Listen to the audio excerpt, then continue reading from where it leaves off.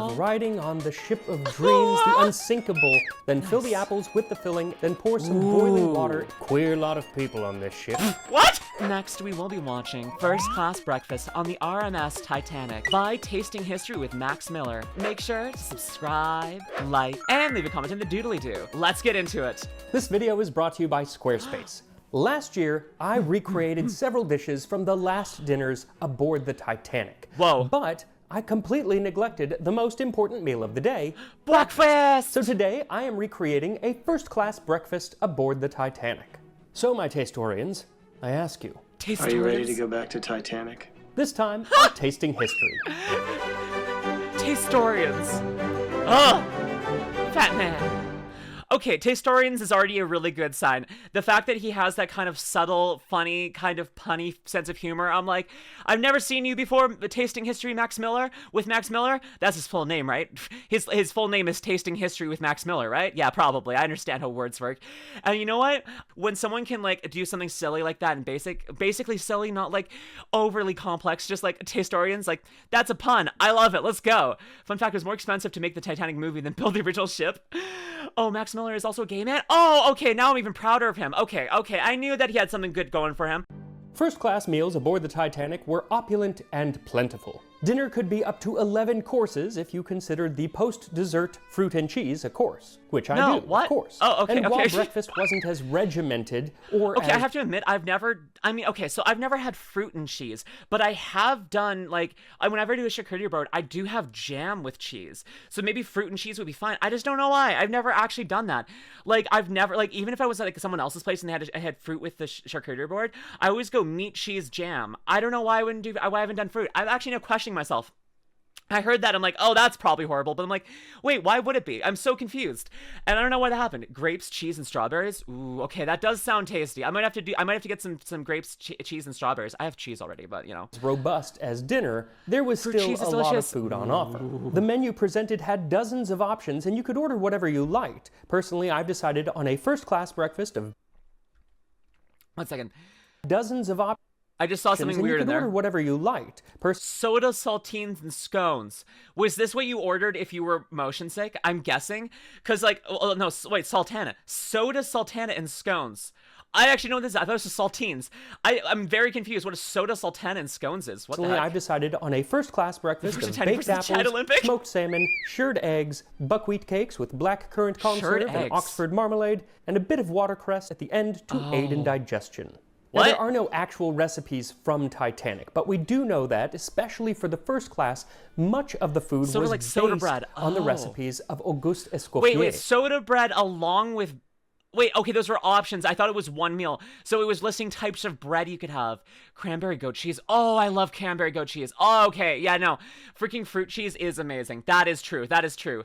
Oh my goodness. Sultana bread. Okay, so they're all three types of bread. I just wasn't reading the menu right. I thought that was one meal. One of his greatest cookbooks, Le Guide Culinaire, has recipes for most of the dinner and lunch. Wait, sorry. Titanic went down the first penetration, but you know what? I go down without penetration, so you know, fuck you. I'm better than the Titanic, or worse, depending on how you look at it. I faint at a woman's voice. I don't need to be stabbed by an iceberg. Come on. Never had goat cheese, but cottage cheese and raspberries is good as hell. Ooh, that would be good. Goat cheese is awesome. Freaking get some goat cheese. Goat cheese is just slabs. It's so freaking menu, good. But fewer recipes for breakfast. But he does have one for the baked apples, as well as one that describes how to present the smoked salmon. Wait, no, I see. I just noticed Glaceon. I almost said Sylveon at first by a second. I remember, I just looked at Glaceon next to the Titanic, which is hilarious. I didn't even think that through. I'm like, ice type versus that. Yes! Honestly, nice Pokemon nerd. Okay, I'm liking you more and more, Matt. Matt, you're already in my A books for the pun and being a member of the LGBT, being awesome. I don't know, being gay. I'm very tired today, sorry. But you like Pokemon and you're nerdy and you can cook. Okay, you know what? Do you want to be best friends? Are you looking for a best friend?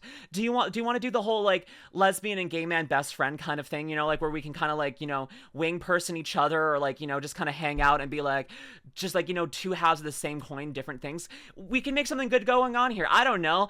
I want to play Pokemon. Apples, as well as one that describes how to present the smoked salmon. For that, he says to cut in very thin slices, trim, roll into cornets, and arrange on a dish with a little parsley. Super easy. And his baked apples are pretty simple as well. He just says to core them, leaving a bit of core at the very bottom, and then cut a thin line through the skin around the middle of the apples, then set them in a tray and fill the center of each with a mixture of butter and castor sugar. Add a little water to the tray and cook the apples gently in the oven.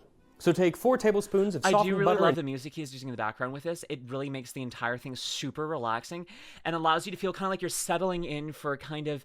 You're getting the same kind of vibes you watch when you're like watching like an old History Channel show, not Ancient Aliens, but like before that when they actually did the history shows. But like, you know, just like watching like a history documentary while also watching like a cooking show, like maybe an older style, like not like a modern one where it's like, okay, everyone, we're going to be making 24 fried apples today, and we're going to be using tons of sugar. We're going to be losing our minds after this. Make sure you've got your sangria. We're going to drink it all the time. You know, like, it's just like, we're just going to be relaxing and having good here. And it's going to be cooking an apple. It's gonna be nice. You can just enjoy some butter, some sugar. It's gonna be great. All of it's gonna be very calming and good. It becomes just soothing to the brain. I'm pretty sure I played this on the violin once. Awesome. My dad would watch Ancient Aliens all the time. Also, my voice is still not warmed up. I'm so sorry if my voice sounds off. Honestly, I'm sorry. Do you want something to rub all over you? Well, look no further, because I have a brand deal with Cheeky Soap, and you can get 10% off by using code STAR at checkout. This soap, it lathers better than any soap I've ever had, and unlike other fancy soaps, this one holds its shape. It doesn't immediately turn to mush as you're using it. This has the same firmness as a cheap bar soap, but has the same quality, delicious scent, and lovely body feel as a highly artisan soap you would get at the farmer's market. Also, if we sell enough soap, then they're gonna get me my own soap, so I can be right next to Giga and Iron Mouse. So please use code STAR at checkout and get 10% off. Beat in a half cup of superfine sugar for the filling. Another contemporary recipe from Fanny Farmer actually says that that is all that you need in the fall. But towards spring, they become somewhat tasteless, and spice is an improvement. So she suggests adding a half teaspoon of cinnamon as well, and as Titanic sailed in the spring, that is what I did. Then fill the apples with the filling, then pour some boiling water into the dish, just enough to cover the bottom, and set the apples in the oven at 375 Fahrenheit or 190 Celsius for about an hour or until they're nice and soft but not mushy. Now, Escoffier does not have recipes for either the buckwheat cakes or the shirred eggs, but luckily Fanny Farmer, whose cookbook was selling off the charts when the Titanic sailed, does have recipes for those, so that's who I'm going to look to for those recipes. And speaking of cookbooks flying off the shelves, my cookbook comes out in 1 month. And my publisher is sending me on a book tour. So if you are inclined to have your cookbook signed, then come on down and hang out for a while. I wish I hadn't missed that. So the cities that I'm currently going to are LA, Seattle, Portland, San Francisco, and Phoenix, but hopefully more cities will be added soon, so I will definitely keep you up to date with how that's going. But for now, I will put links in the description to where you can sign up for those cities right now. Yay. Now, Fanny Farmer's buckwheat cakes are very similar to modern pancakes, but yeasted. So instead of using baking powder to give them a rise, they use... Just eat the apple. You're so right, White Knot. Why are we complicating? Apples are good, but honestly, baked apples, I've made baked apples too before. They're so good. They are just like a tiny apple pie, a quick and easy thing you can do. It is delicious. It is so fucking good. Trust me, eating an apple, amazing. But occasionally, when it's like, especially cold out, when it's really cold out, it's so good. You don't like hot apples? That's fine. It's not for everyone. But I do know when it's a cold Canadian winter here, a freaking hot apple, a freaking baked apple is divine. I fucking love that stuff. It's so good. Yeast. So to make these, you'll need 2 cups or 475 milliliters of milk and then scald it. Then pour it over 1/3 cup of breadcrumbs and let it soak for 30 minutes. Then once the mixture has had time to cool, add in a half teaspoon of salt and 2 teaspoons of dried yeast and stir until dissolved. Then add in the buckwheat flour.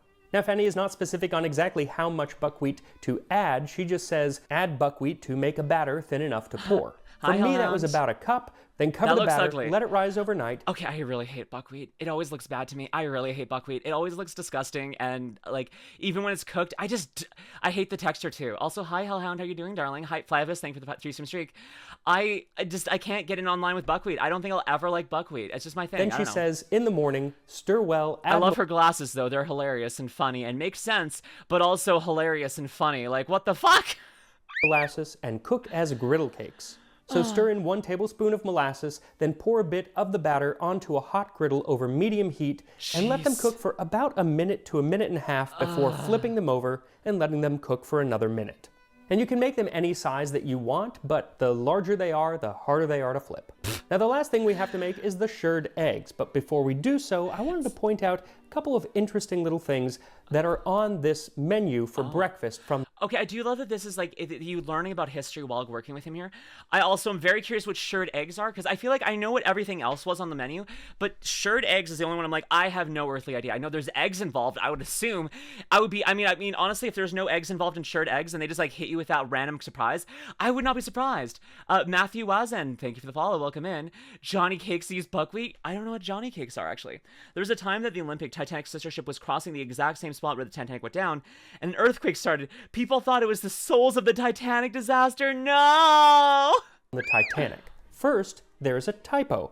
The word marmalade is spelled marmalade. And the mistake was not replicated on the second class menu, so I like to imagine that the typo was actually very much on purpose. A passive-aggressive action taken by the steward who had to spend the days working with the first class, who I assume are rather insufferable on the Titanic. And, 100%. Hi, Summer. I have no evidence to back that up, but that's what I like to imagine. Like Kodak, okay, they look like Kodak protein cakes. Ooh, okay, yeah, sometimes protein cakes do like look kind of a little bit different. I don't know why. I don't know. Buckwheat always just like ruins the texture of anything that I'm eating. I don't know. Grilled mutton, kidneys, and bacon. No, thank you for the kidneys and bacon. Smoked salmon, filled haddock, grilled ham, grilled sausages. Okay, I'm just gonna take a moment here. What would I order for breakfast? Okay, we got puffed rice, we got herring. Okay, I definitely think I want to go for the baked apples. So stewed prunes, God no. So baked apples. I want me some grilled sausage. Get that. Ooh, some vegetable stew would actually be pretty fucking good. And then I want an egg or something. I want some eggs in there too. Cold meats, where's the eggs? Oh, so boiled, I can get some fried eggs there. So I'm gonna get fried eggs with grilled sausage, vegetable stew, and baked apple. And then maybe, I don't know if there's anything else. Your buckwheat cakes? No. I think that's it. Oh no, cornbread. Get me some cornbread. Ooh, yes, get some cornbread with some marmalade. That would be good. How does that sound? Did I do a good job? What would you think? Is that a good one? I don't know what boiled hominy is, but hi, Boo Boo, I'm doing good. Buckwheat noodles. Okay, that is the one use for buckwheat. Freaking soba slaps. Fucking soba is the best, is the only use for buckwheat in my opinion. Oh my goodness. Okay, but yeah, no, vegetable stew, grilled sausage, maybe I'll find out about shirred eggs. Maybe I'll like that too. I think fried eggs, maybe poached. I don't know. And maybe, oh no, I need mashed potatoes. Mashed potatoes will be good. Oh, this is a good menu actually. There's a lot of things that are a definitely no for me, like kidneys and stuff, but there's some good stuff on here. You're getting a good grade food taste, something normally to want possible. Wait, you're getting a good grade in food taste, something both normal to want and possible to achieve. Exactly. I feel like you can make most of this menu too. I mean, it's pretty great, honestly. Oh. Second interesting thing is the date, April 11th, 1912. And that's different from most of the menus that we have, which are from April 14th, the day that the Titanic hit an iceberg. And once you hit the like button and subscribe to Tasting History, I'm going to let you know why that is. Because they didn't make it to breakfast?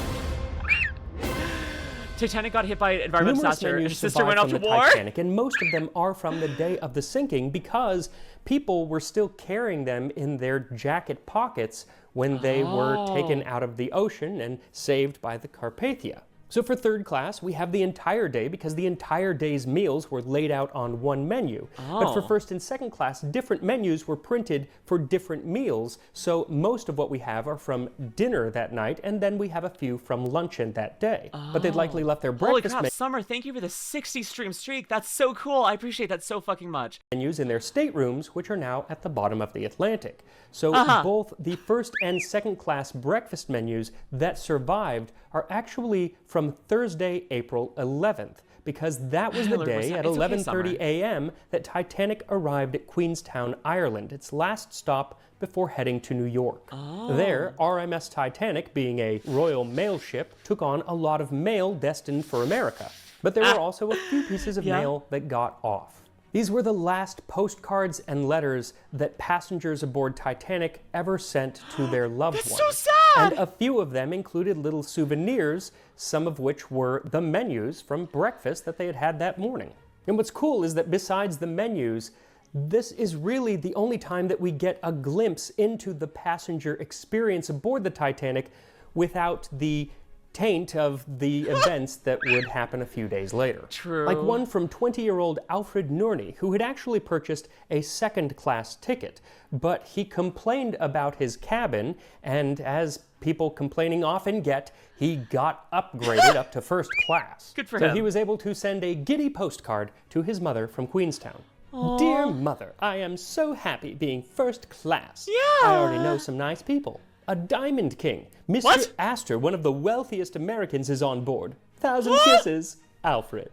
A less giddy letter was sent to a friend by eminent American painter, writer, and curmudgeon, Francis Millet. Queer lot of people on this ship. What? There are a number of obnoxious, ostentatious American women.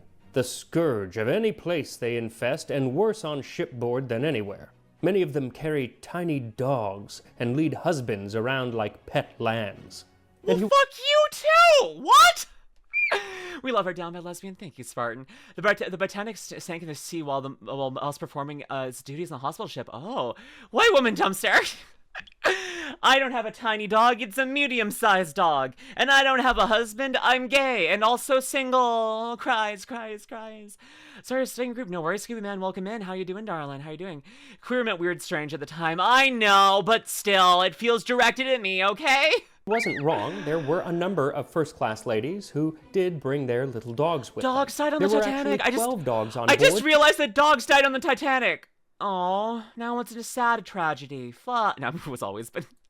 Most of whom spent their days in the kennel on F-deck, though 4 of the smaller dogs would stay in the cabins with their owners. Now, 3 of these dogs being kept in the cabins were the only dogs to survive the sinking, and even then, in one case of the Pomeranian lady, she was only able to get onto a lifeboat because her owner wrapped her up like a baby, and the crew member thought it was a little baby she was carrying. I have a child!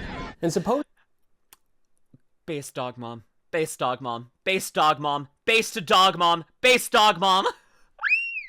I would do that too.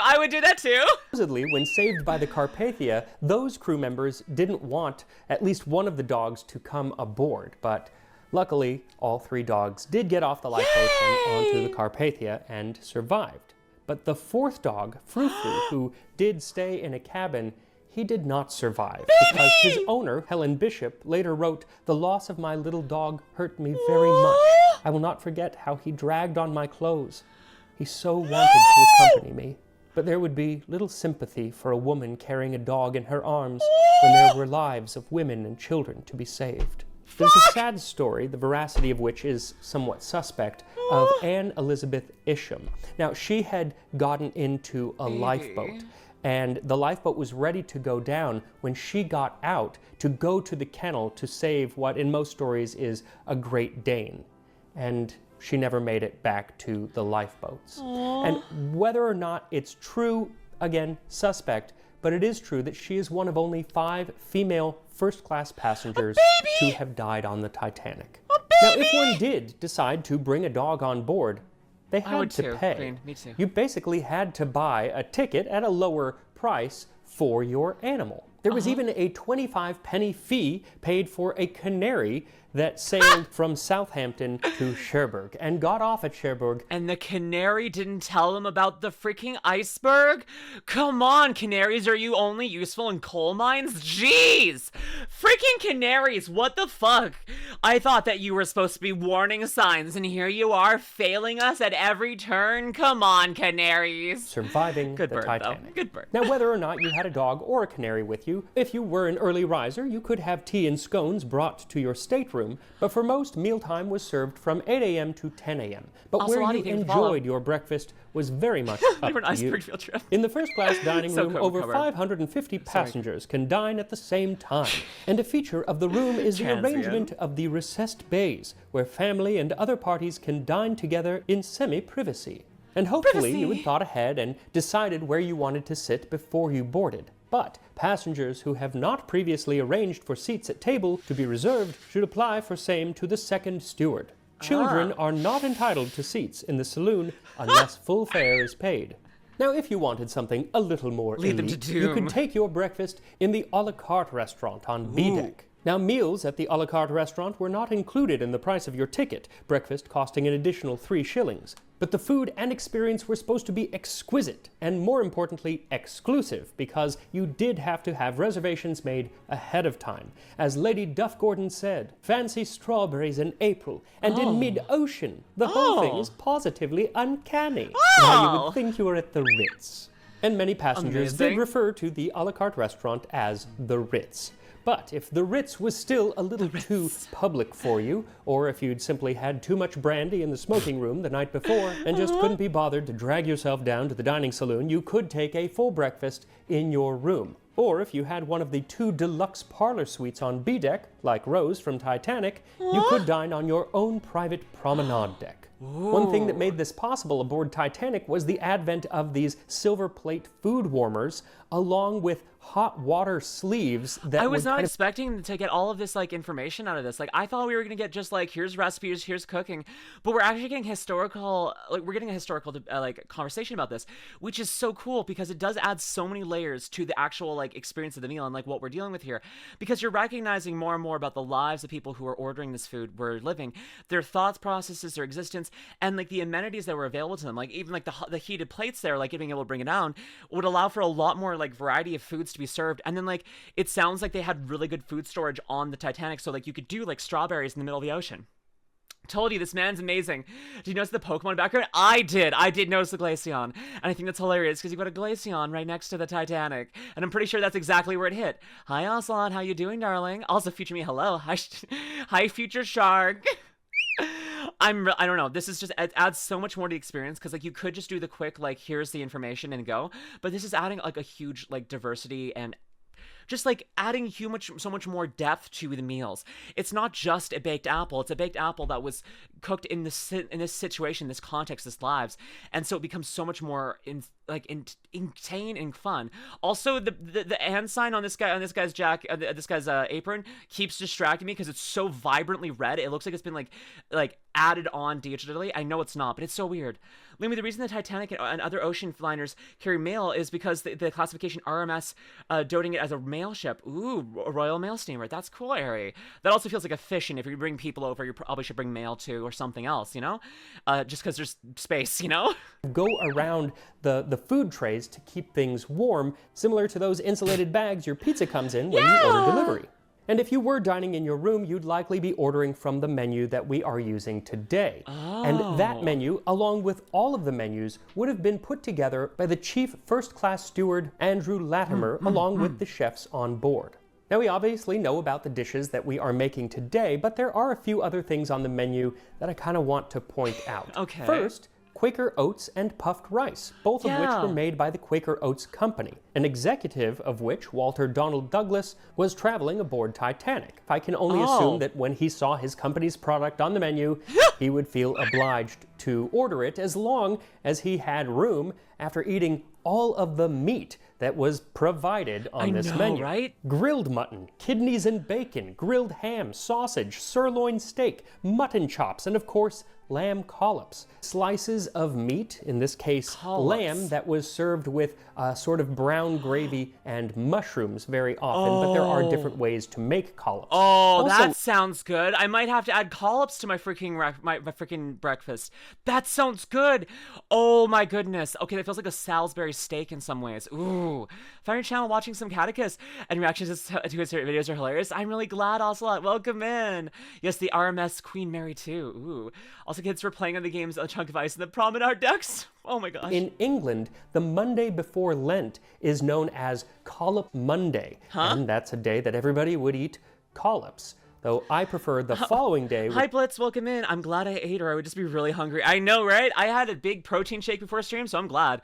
Oh my gosh, oh my gosh. It's Pancake Day. Thank you very much. I much. love Pancake Day. Other breakfast options were eggs made most. My parents are religious, so like we did Lent and then we do Pancake Day. It was really good. I like Pancake Day. Just ate a butt ton of pancakes with like whipped cream, maple syrup, fruit. Oh God, I want pancakes now. Way, as well as potatoes, mashed, sautéed, or jacket, that is, baked potatoes. And for bread, which there was plenty of, you could have scones, cornbread, or Vienna or Graham rolls. And Vienna rolls were only called that in England. Most other places called them Kaisersemmel or Kaiser rolls. Kaiser rolls are so fucking good. Yes, no, Kaiser rolls. Yes, a Kaiser roll for me. Please, please, please, please, please.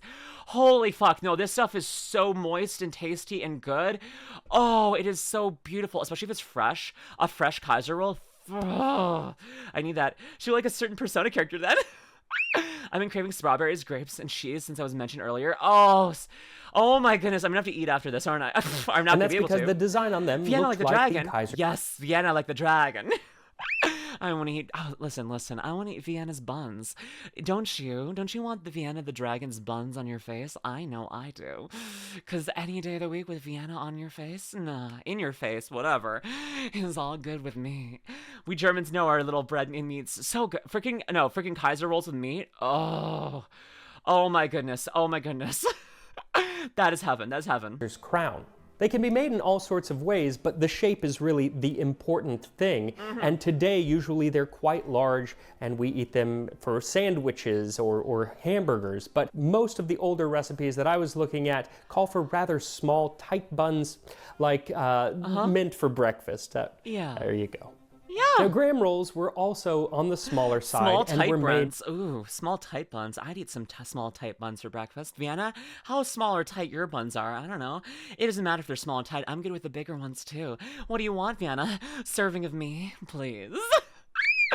Oh my goodness, Vienna's awesome. Of graham flour, which today is mostly just used for graham crackers. And all of these would have been baked daily aboard Titanic by the chief baker Charles Joffin and his team of bakers. And I did a whole video on him and how he survived by getting drunk and then riding the stern down again alongside Rose from the movie.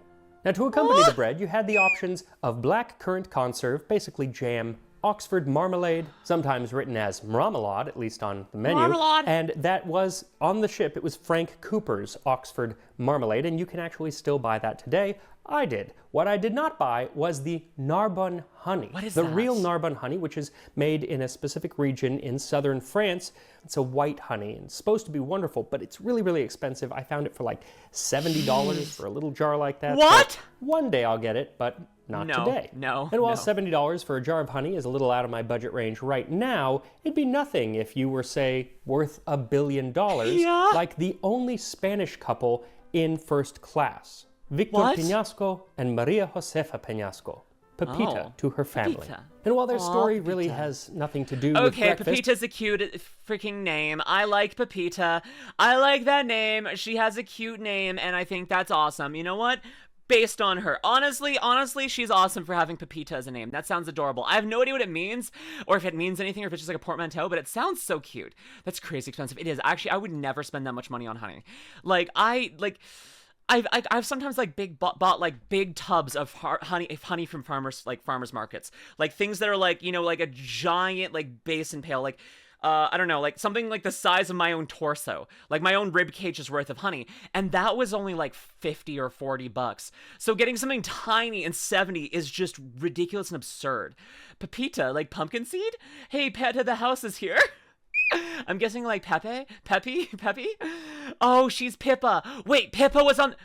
It was Pippa. Pippa was on the Titanic. We figured it out. I think it's just a nickname. No, it was Pippa. We figured it out. It was Pippa. It was Pippa. $70 honey. It better be good, right? My uncle raised bees, so family got honey for free. Oh, that's the best. When my grandparents used to own a maple syrup farm, we used to get free, like, freaking premium maple syrup. It was the best. I miss those days. Michael, but like, no, Pippa was the iceberg. Oh, I got mixed up. Okay, well, this must have been Pippa's long-lost sister that no longer exists. Pepita is what people call pumpkin seeds. She was called pumpkin seed? That's so fucking cute. Aww. Pepita is Portuguese meaning nugget. Was she golden nugget? Wait, okay, so it could mean pumpkin seed or nuggets. Okay, if I was being called pumpkin seed or nugget by my friends, I would be so fucking happy. That would be the best. I would love that. I know Portuguese, but like if I was nugget, like, oh nugget, how you doing? That would be cute. I know, not Spanish, but like who knows? Maybe she had Portuguese friends, and you just don't know. You don't know. She wasn't Spanish, not Portuguese. I know, but maybe she had Portuguese friends. Okay. So she was small and round. Aw, baby. Other than the fact that they would have eaten it Oh, no worries, while Codex, aboard you're around. the I'm ship, doing good. I really wanted to tell their story because I think it's fascinating and it's definitely one of the lesser known stories from the Titanic, so please indulge me. The couple were married in December of 1910, and this was followed by a year-long honeymoon traveling around the capitals of Europe while they waited for their mansion in Madrid to be readied for them.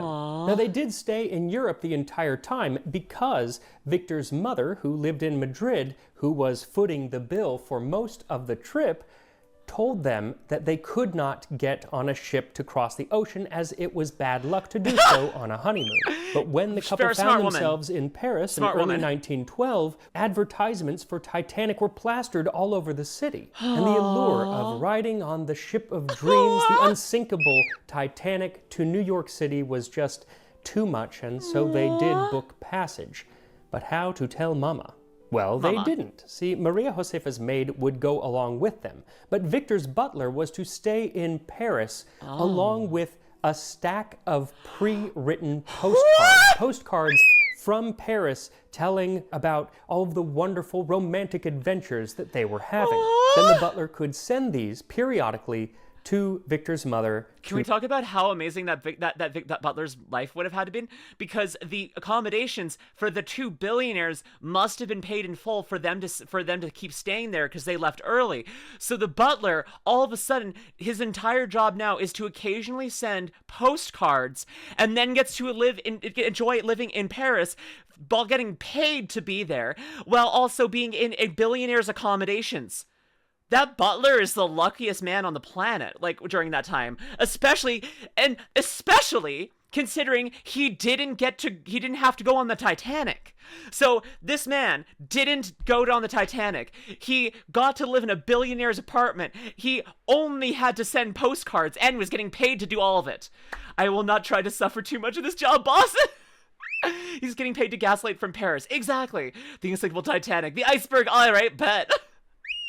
Okay, that butler though, okay, like if you had a chance to like replace anyone's life for like a couple of months in history, do that butler's life. Like, take his place.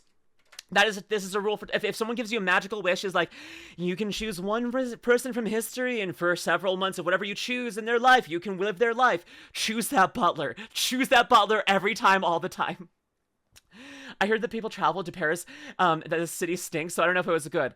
Well, still, there was a lot of fun things. The city, I mean, yeah.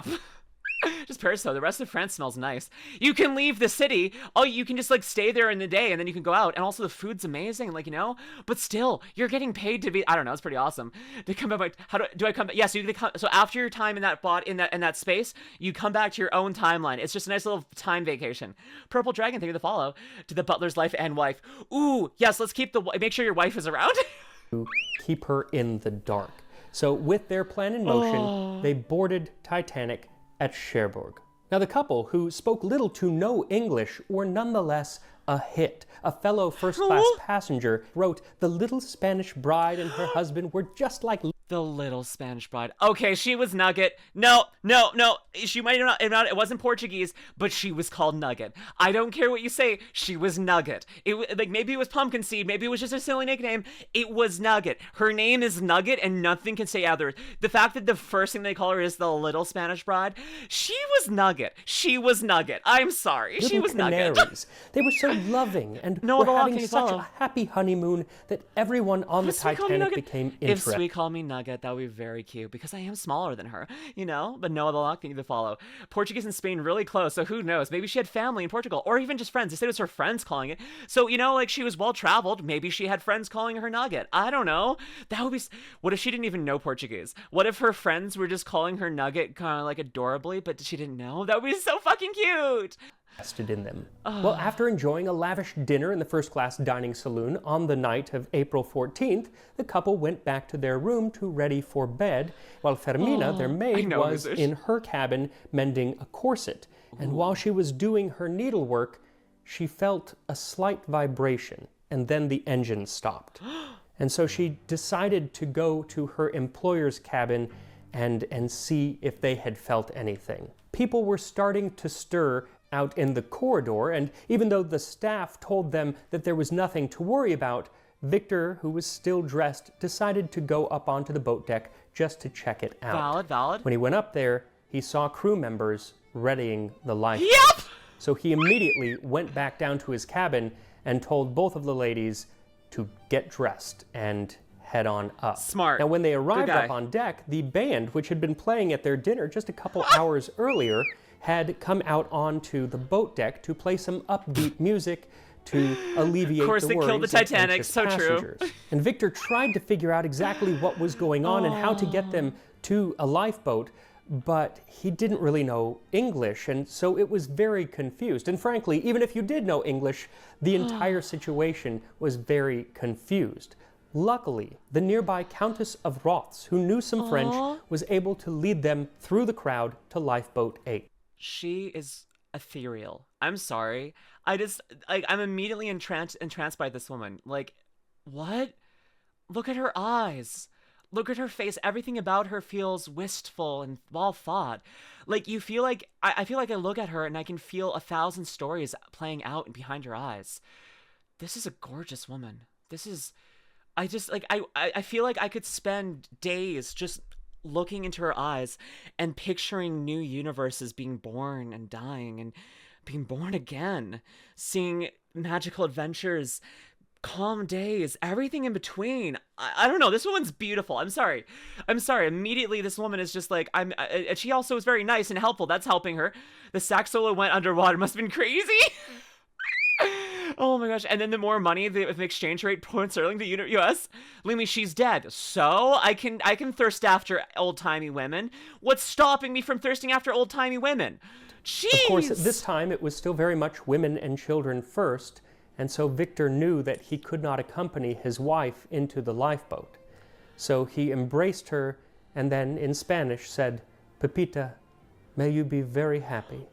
And he put his wife and her maid into the lifeboat with the Countess and stepped back onto the deck. And then he watched as lifeboat number 8, which was less than half full, lowered into the sea.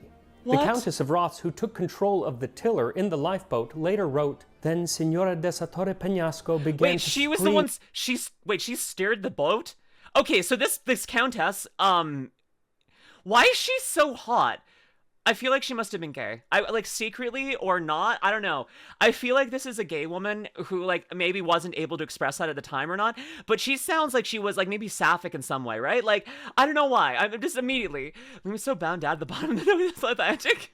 I don't know. Her husband. It was too horrible. I left the tiller to my cousin and slipped down beside her to be of what comfort I could. Poor woman. Her sobs tore our hearts, and her moans were unspeakable in their sadness. When the awful end came, I tried my best to keep the Spanish woman from hearing the agonizing sound of distress. And she had roommates? They seemed to continue forever, although it could not have been more than 10 minutes until the silence of a lonely sea dropped down. The indescribable loneliness, the ghastliness of our feelings can never be told.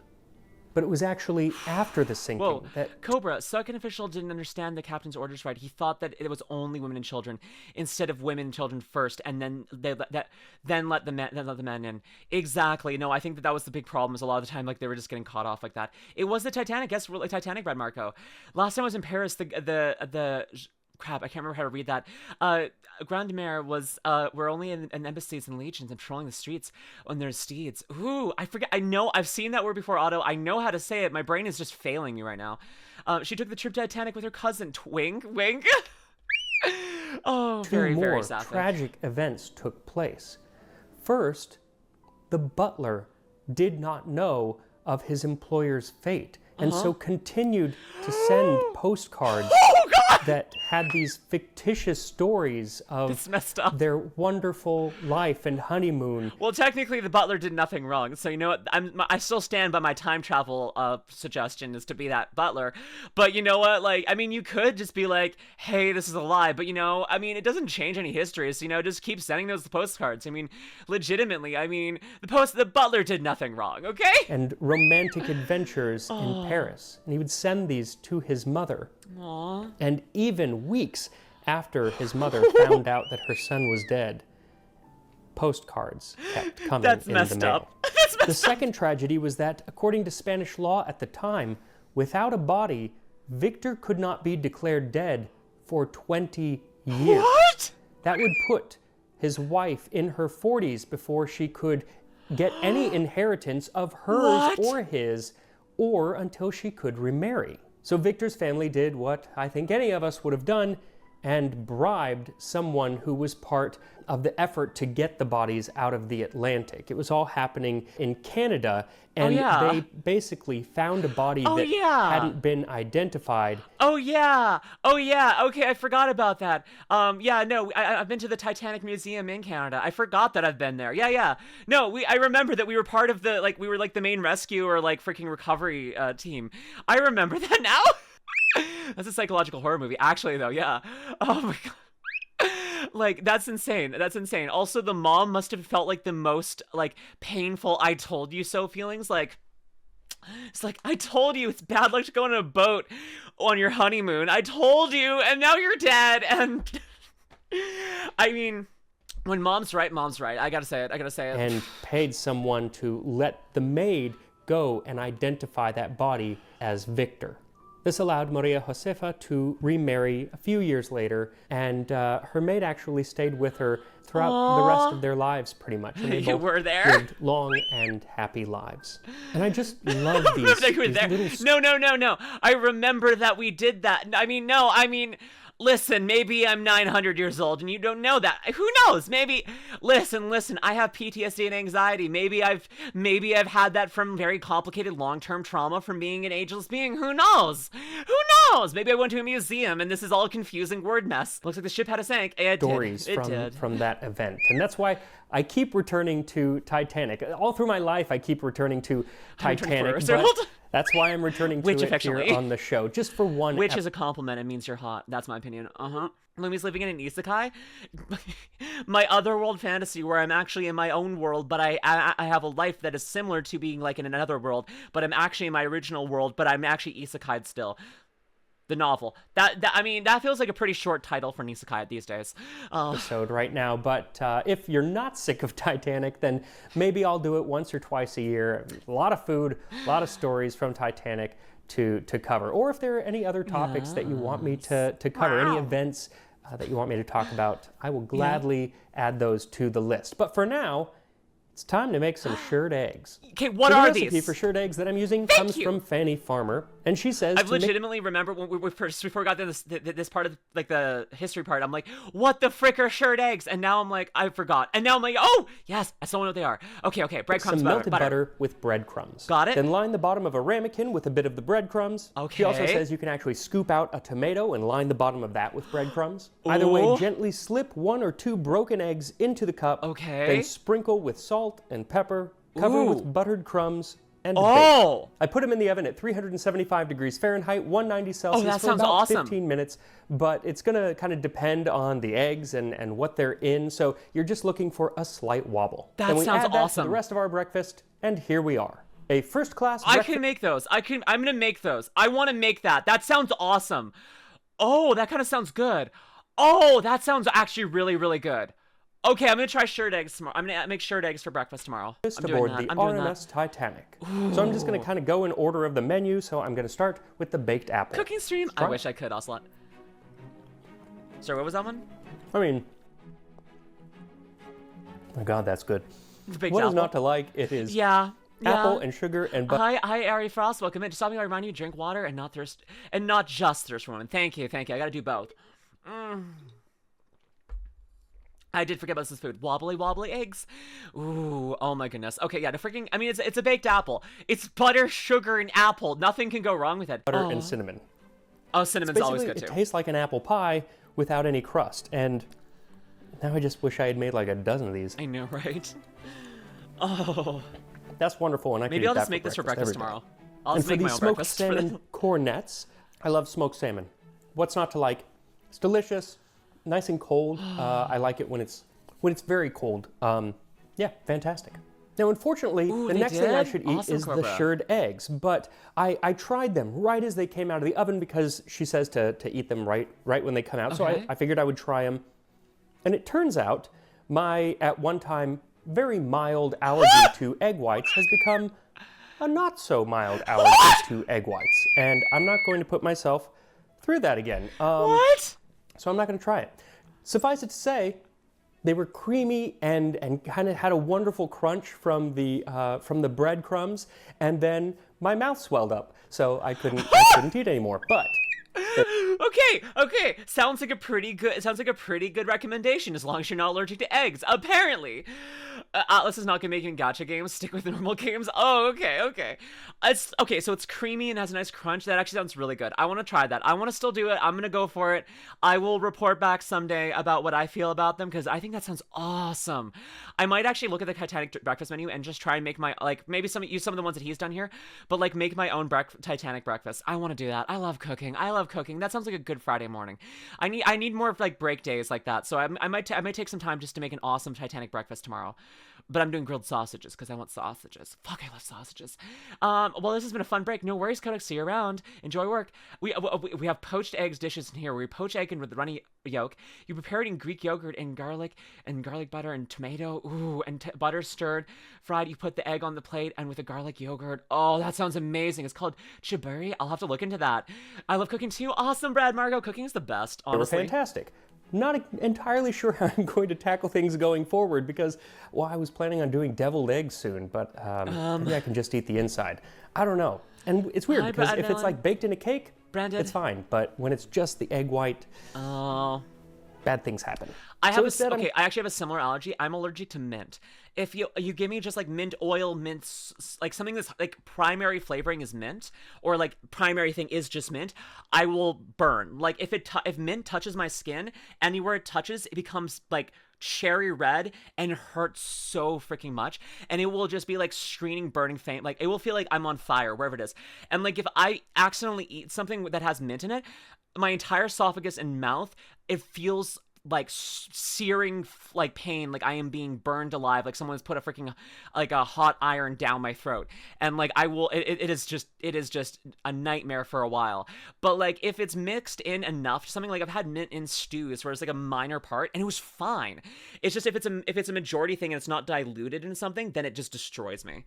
Deviled eggs or chicken are my favorite anime. Ooh, mint burns the mouth so bad. I wonder if I'm allergic. You might be. You might be. Hi, Trigger. Welcome in. Check in your homework. I have done my homework. I've emailed them. I'm trying to see if they're okay with it, but I don't want to do it before then. I can't believe I don't hate mint phantom. No, I would burn for her. Is it fresh mint, dry mint, maybe cooked mint? So I can't even do mint toothpaste. If I try mint toothpaste, it destroys me. I use children's toothpaste because I am allergic to mint. And there's also like some like spearmint, peppermint, like anything that's related to the mint family can also trigger me too. So I'm not quite sure. I haven't experimented too much with it. But my mom uses mint oil to help relieve her headaches by putting mint oil on her shoulders. So sometimes I will go to hug my mom and immediately catch on fire. And at minimum, my eyes start tearing up and burning. And I'm like, come on, even catnip? I actually haven't been around catnip before. I'm only allergic to common medical padding and band-aids. Aw, I get it now. It's intolerance to onions. I have an intolerance to onions? No! Scent of lavender gives me migraines. Oh, I'm sorry, Irie. I love it. I love lavender. Same, I used mint toothpaste once and I felt like my tongue was on fire. See, queen, see! Going to move right to the buckwheat cakes. And traditionally these would be served with syrup, but I want to just try it without anything just to get the flavor because they look very different than a normal pancake. They do. Horrible, right? It's buckwheat. They taste very different from a normal pancake. I would think so. Buckwheat is such a... maybe just like methanol? I could be too. Healthy flavor. I am also. We'll say that. What I do love, though, healthy is flavor? that little bit of sourness from the yeast that rose overnight. And so I would definitely make these with not buckwheat? Regular I would wheat? just use regular flour. I don't like buckwheat flour all that much. Exactly. It's just such a strong Correct. flavor. It would take a lot of syrup to kind of overcome that. I have not. But I know some people that really love it, so if you love it, then make buckwheat cakes. Now, I do also want to try both the black currant conserve and the vintage Oxford marmalade. And this is actually the brand that they had on the ship. This one is not. I don't know This flavors. is the brand that they had on the ship, and you can get it still and it says vintage Oxford marmalade. They have different types. The vintage kind, it's much darker than modern marmalade tends to be. Here you can see the color, but it's very dark, and that looks good. It's Whoa! very bitter. What? At first, it's like really sweet, but then it becomes bitter, and it's the bitterness that stays in your mouth. And I wish it was the other way around. It was like bitter, and then it's pleasantly sweet. It's the other way around. So it kind of becomes a little bit of a punishment in my eyes at the end. Yeah. But this, on the other hand... Green, 100%. So the only good use for buckwheat is soba. Soba is the only good use for buckwheat. I will stick to that forever. It has enough to cover its face. Like soba buckwheat, perfectly fine. Good use for it. I love soba. I will not stand buckwheat in anything else that is not soba. That is the only thing. I mean,